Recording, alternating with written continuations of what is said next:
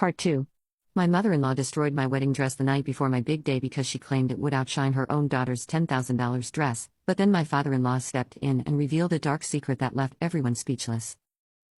She revealed that her mother had been making similar comments about overshadowing other people at her own wedding, but she never thought Sarah would actually do something like this. Emma postponed her own wedding and is reconsidering her relationship with her mother.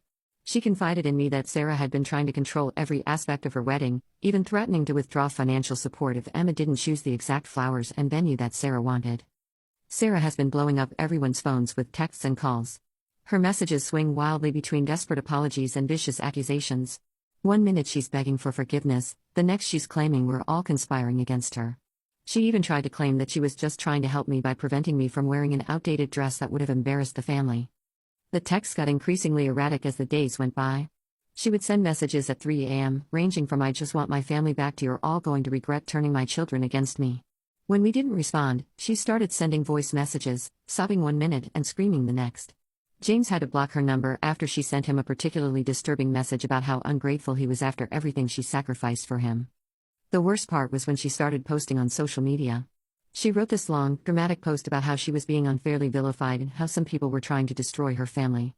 She painted herself as this concerned mother who was just trying to protect her children from bad influences.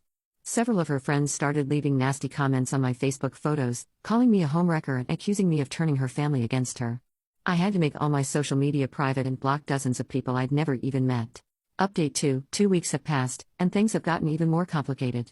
Emma decided to cancel her wedding entirely after discovering more disturbing things about her mother's past behavior. She found Sarah's old diaries while helping Robert pack up the house, and what she read horrified her. Apparently, Sarah had been spreading vicious rumors about Emma's fiancé's family to create drama. She told Emma's future mother-in-law that Emma had made disparaging remarks about their family business, while telling Emma that her future in-laws thought she was a gold digger. She was deliberately trying to create conflict because she was jealous of how close Emma was getting to her fiancé's family. Robert has been incredibly supportive through all of this. He's seeking therapy to deal with the guilt of keeping Sarah's past behavior secret for so long. He admitted that he should have done something years ago when Sarah first showed signs of this destructive behavior. The therapist helped him understand that his silence had actually enabled Sarah's actions to escalate over the years. James and I are doing okay, but it's been hard on him.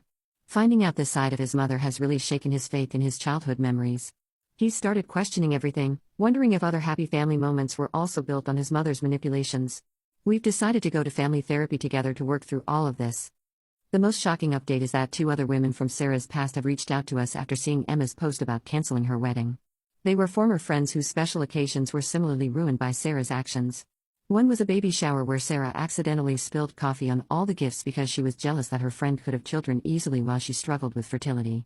Another was a graduation party where Sarah mistakenly gave out the wrong address to all the guests because her friend's daughter got into a better college than Emma. Update 3: It's been a month now, and I think it's time for my final update. The situation with Sarah has reached a resolution of sorts, though not the one anyone expected. After multiple incidents of Sarah showing up uninvited at various family members' homes, including a particularly disturbing incident where she was found sleeping in her car outside our house, Robert got a temporary restraining order against her. Emma also had to get one after Sarah tried to convince Emma's fiancé that Emma was cheating on him. She even hired a private investigator to follow Emma and photoshopped some pictures to make it look like Emma was meeting men in hotels. She was actually meeting with a wedding planner to discuss canceling her venue bookings. The breaking point came when Sarah showed up at my school during recess. I was outside with my kindergarten class when I saw her arguing with our security guard at the fence. She was screaming that she needed to protect the children from me, waving printed screenshots of my private Facebook photos that she somehow got hold of.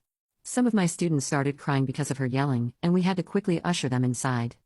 She then somehow got into the building through a side door and burst into the principal's office, trying to convince him that I was unfit to work with children. She had compiled this crazy evidence folder full of edited photos and out-of-context social media posts. She even tried to claim that I had a drinking problem because there was a photo of me holding a glass of champagne at my engagement party. Thankfully, my principal, Mr. Thompson, knew me well enough not to take her seriously. He's been my mentor since I started teaching and had actually attended our wedding. He called the police while his secretary kept Sarah talking, and they escorted her off the premises. The whole incident was terrifying, not just for me, but for my students who had to witness her outburst. Sarah finally agreed to seek professional help after Emma threatened to press charges for harassment. Her therapist diagnosed her with several serious mental health issues, I won't specify for privacy reasons. While we're glad she's getting help, James and I have decided to maintain strong boundaries with her. Any future contact will have to be supervised and dependent on her continuing her treatment. Emma and her fiancé, David, have worked through the drama Sarah caused and have rescheduled their wedding for next spring. The journey to this decision wasn't easy. They actually broke up for 2 weeks after Sarah's manipulation came to light. David was hurt that Emma might have believed her mother's lies about his family, and Emma was devastated that her mother would try to destroy her happiness. But then something beautiful happened. David's mother, Catherine, reached out to Emma directly. Instead of being angry, she invited Emma over for tea and shared stories about her own difficult relationship with her mother-in-law. Catherine had gone through something similar when she married David's father, and she understood exactly what Emma was going through. That conversation was a turning point for Emma and David's relationship. They are now planning a smaller, more intimate ceremony at Catherine's family vineyard. The original huge, formal wedding that Sarah had pushed for has been replaced with something much more meaningful. Emma asked me to be her maid of honor, not just a bridesmaid, saying that I showed her what real family loyalty looks like.